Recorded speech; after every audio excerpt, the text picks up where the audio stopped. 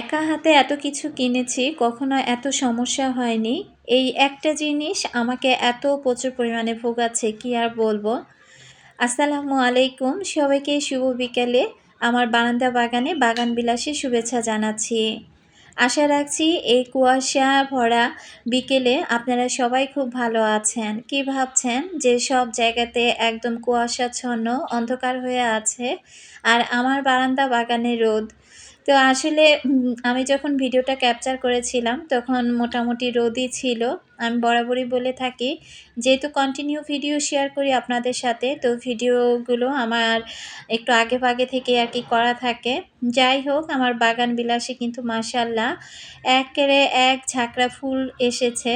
ফুলগুলো কিন্তু অনেক দিন পর্যন্ত রয়েছে। আসলে খুব শখের একটা গাছ ছিল। তো এখন একটা শখ মিটিয়েছি, এখন আবার শখ হয়েছে যে আরেকটা হলুদ যদি বাগান বিলাস আনতে পারতাম। এই যে দেখেন, এই যে এখন আমি গরম পানি করার জন্য কেটলিটার মধ্যে গরম পানি দিয়ে সুইচটা দিয়ে দিলাম, আর দেখতেছি যে কোনোভাবেই সুইচটা অন হচ্ছে না। তখনই ভাবলাম যে এটাকে আবার হয়তোবা ডক্টরের কাছে নিতে হবে। তো এটার আসলে এত সমস্যা, এটা কেনার পর থেকে এ পর্যন্ত আমি অলরেডি ২ বার কিন্তু ডাক্তারের কাছে নিয়েছি। আজকে নিয়ে ৩ বার হবে। আমি অনেকবার চেষ্টা করলাম, কোনোভাবেই কাজ হচ্ছে না। আচ্ছা, আফরিনস ডায়েরি আইডি থেকে আপু কমেন্ট করেছিল, আপু মাল্টিপ্লাগে একসাথে কি ব্যবহার করতে পারছো? তো আপুর উদ্দেশ্যে বলে দিচ্ছি, আপু আমি কিন্তু একটা মাল্টিপ্লাগে আমি এখানে মিনি রাইস কুকার, বড় রাইস কুকার, তার সাথে মাঝে পানির কেটলিটাও দিয়ে রাখি। আবার অনেক সময় দেখা যায় যে পানির কেটলিটা কমই ব্যবহার করি। তো ছোট আর বড় এই ২ টা রাইস কুকার কিন্তু আমি একসাথে একটা মাল্টিপ্লাগে আর কি ব্যবহার করতে পারি।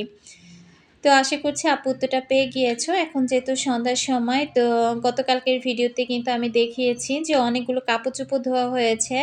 তো সেগুলো তো গুছাতে হবে। তো তার আগে সন্ধ্যার নাস্তাটা করে ফেলি।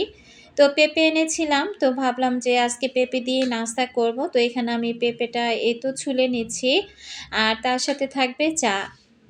ভিডিওর শুরুতে আমার সকল আপু ভাইদেরকে রিকোয়েস্ট করব, যারা ভিডিওটি ক্লিক করেছেন এখনও পর্যন্ত একটি লাইক দেননি, প্লিজ একটি লাইক দিয়ে ভিডিওটি কন্টিনিউ করবেন।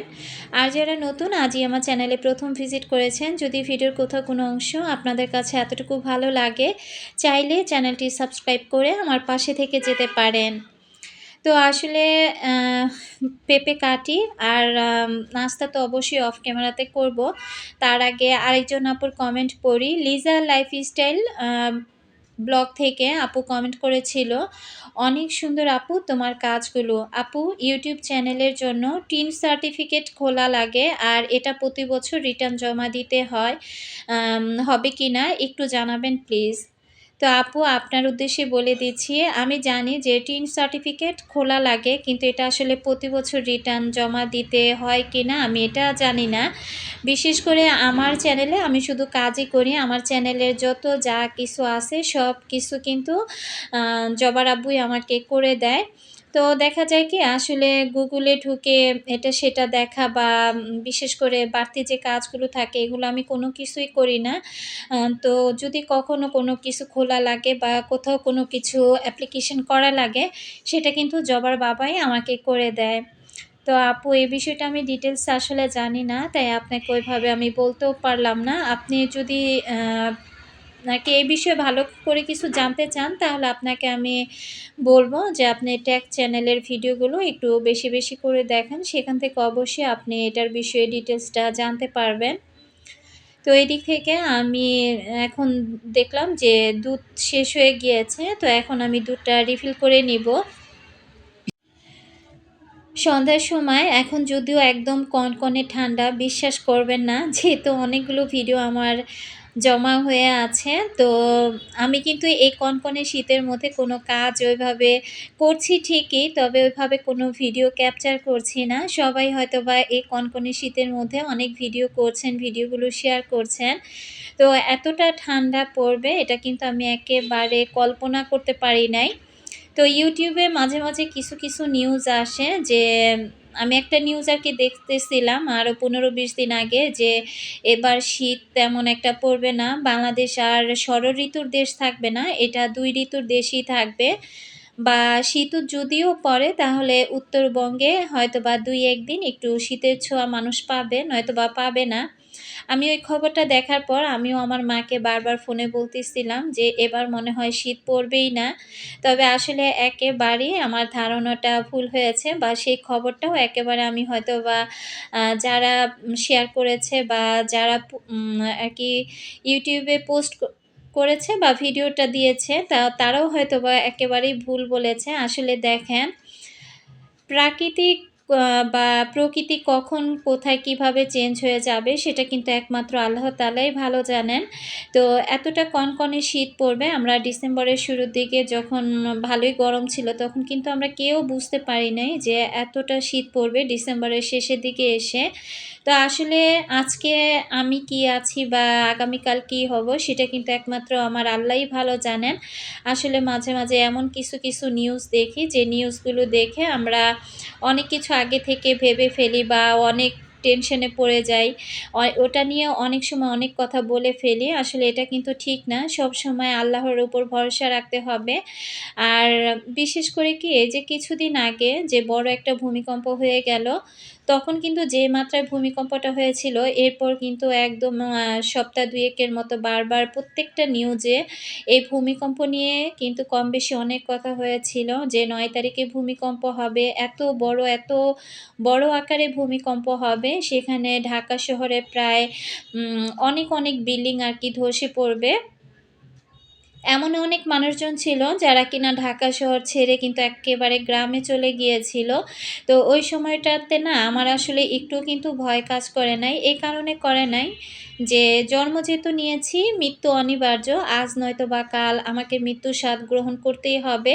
আসলে আমি যে প্রান্তেই থাকি না কেন আমার মৃত্যু যখন আসবে সেটা কিন্তু কোনো জায়গা থেকে কেউ আমাকে বাঁচাতে পারবে না। তো আসলে আমি বিল্ডিংয়ে থাকি আর একদম খোলামেলা আ মা মাঠের মধ্যে গিয়ে বসে থাকি। মৃত্যু যদি আসে সেখানে আমার মৃত্যুটা হয়ে যাবে। তো এই ভূমিকম্প হওয়ার পর অনেক আপুরা অনেক আতঙ্কে ছিলেন বা অনেক ভয়ে ছিলেন। তবে দেখেন ঐরকম কোনো কিছুই কিন্তু হয় নাই। আসলে মহান আল্লাহ তাআলা তার বান্দাদের প্রতি এত দয়া করেছেন। তো সবকিছু কিন্তু একদম নরমাল আর স্বাভাবিকই ছিল। তো যাই হোক আসলে একটা কথা বলতে গিয়ে কত কথা বলে ফেললাম। আর এদিকে যে কাপড়-চোপড়গুলো শুকিয়ে গিয়েছিল, এখন কিন্তু সন্ধ্যার সময়। তো কাপড়গুলো আমি ভাঁজ করে নিলাম। এগুলো যার ড্রয়ারে এখন কাপড়-চোপড়গুলো রেখে দিব। আর কুশন কভার গুলো এখন আমি লাগিয়ে নিব। সন্ধ্যার পর এই টুকটাক কাজগুলো আসলে না করে রাখলে দেখা যায় কি যে পরের দিনের সকালবেলায় এই কাজগুলো আবার করতেই হবে। আর সকালবেলা উঠলে একদম আমি দিশেহারা হয়ে থাকি। এক হাতে নাস্তা বানানো, তার সাথে আবারও দেখা যায় ঘরের কাজকর্ম। এরপর যদি আবার এই বাড়তি কাজগুলো করা লাগে, তখন কিন্তু দেখা যায় সময় আরও পাওয়া যায় না। আর তো ছোট দিন, সময়ের সাথে দৌড়েও কোনো কাজ কুলিয়ে উঠতে পারি না।